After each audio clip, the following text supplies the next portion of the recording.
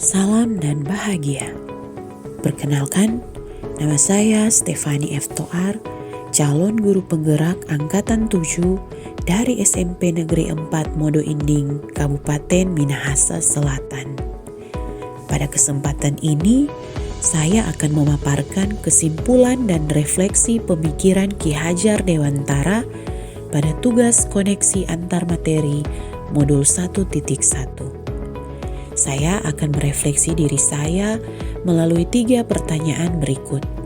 Yang pertama, apa yang Anda percaya tentang murid dan pembelajaran di kelas sebelum Anda mempelajari modul 1.1? Yang kedua, apa yang berubah dari pemikiran atau perilaku Anda setelah mempelajari modul ini?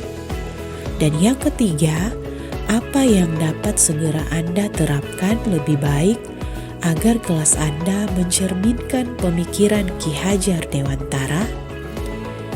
Yang saya percaya tentang murid dan pembelajaran di kelas sebelum saya mempelajari modul 1.1 antara lain, yang pertama, peran guru lebih dominan di kelas, di mana pembelajaran yang saya lakukan hanya sebatas transfer ilmu. Peran saya sebagai guru lebih dominan dibandingkan murid. Murid hanya sebagai objek dalam pembelajaran. Yang kedua, rendahnya motivasi murid sehingga mereka pasif dalam proses. Dalam pembelajaran, terkadang murid terlihat tidak bersemangat untuk menerima materi yang saya ajarkan. Ketika saya bertanya apa ada pertanyaan, mereka hanya duduk dan diam. Yang ketiga, pembelajaran berfokus pada aspek kognitif saja. Pembelajaran dikatakan sukses ketika murid mampu memahami dan mengerti semua materi yang saya ajarkan, serta mereka mampu mengerjakan setiap tugas dengan baik agar bisa mencapai nilai KKM. Yang keempat, guru kurang memahami karakteristik murid, di mana dalam pembelajaran saya cenderung menyamaratakan kemampuan semua murid dalam penyerapan materi. Dan yang kelima, guru berfokus pada suasana kelas yang tenang dan tidak gaduh. Memang sepintas kebiasaan tersebut terlihat baik karena suasana kelas menjadi hening dan tidak gaduh. Tetapi ternyata suasana tersebut mempengaruhi keleluasaan murid dalam berekspresi dan mengemukakan pendapat. Setelah saya mempelajari modul 1.1 yang berubah dari pemikiran atau perilaku saya antara lain, pembelajaran harus berpusat pada murid dengan menjadikan murid sebagai subjek pembelajaran. Sebagai subjek, muridlah yang aktif membangun pengetahuannya. Dengan melaksanakan pembelajaran yang diorientasikan pada pengalaman secara langsung, hingga pada akhirnya murid bisa menemukan hubungan antara materi dengan kehidupan nyata.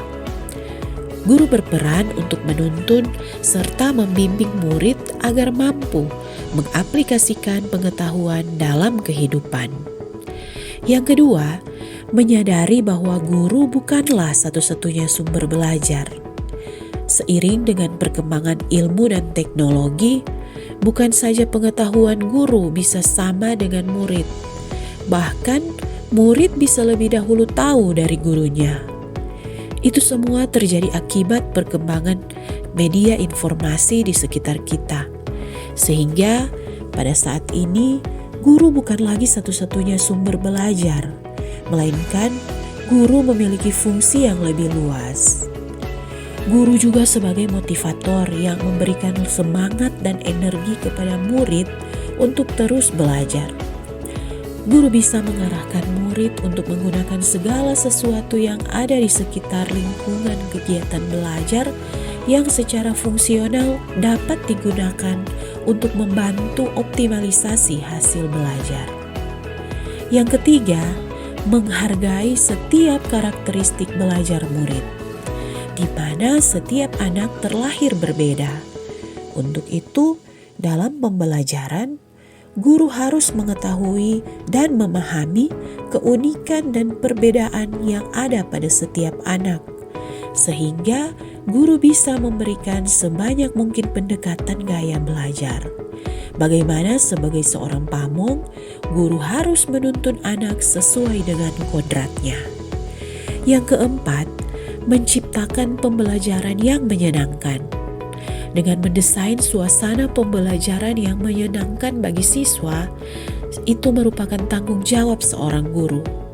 Pembelajaran yang menyenangkan sangat penting dalam proses pembelajaran, agar motivasi siswa dapat meningkat dan siswa bisa menikmati pembelajaran sekaligus berimplikasi pada tujuan pembelajaran yang dapat dicapai secara maksimal. Untuk meningkatkan motivasi siswa, yang dapat dilakukan adalah dengan memanfaatkan media pembelajaran yang menarik serta memilih model atau metode pembelajaran yang tepat. Dan yang kelima, memerdekakan siswa.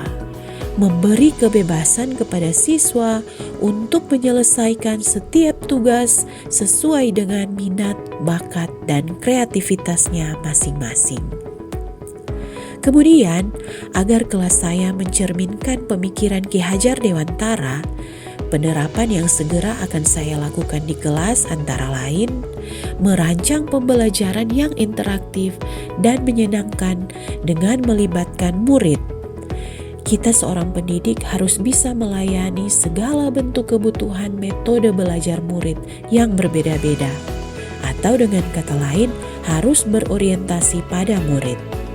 Yang kedua, menerapkan pembelajaran abad 21, yaitu berpikir kritis, kreatif, komunikasi dan kolaborasi, serta menemukan budi pekerti. Dalam konteks pembelajaran sekarang, kita harus membekali murid-murid kita dengan keterampilan sesuai zamannya, agar mereka bisa hidup, berkarya, dan menyesuaikan diri. Selain itu, budi pekerti juga harus menjadi bagian yang tak terpisahkan dari pendidikan dan pengajaran yang kita lakukan sebagai guru.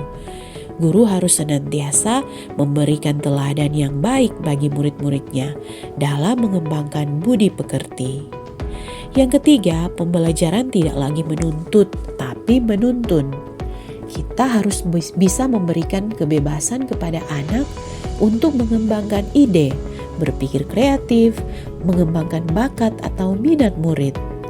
Tapi kebebasan itu bukan berarti kebebasan mutlak. Perlu tuntunan dan arahan dari guru supaya anak tidak kehilangan arah dan membahayakan dirinya. Dan yang keempat, mengenali karakter dan latar belakang murid dengan cara menjalin komunikasi yang baik.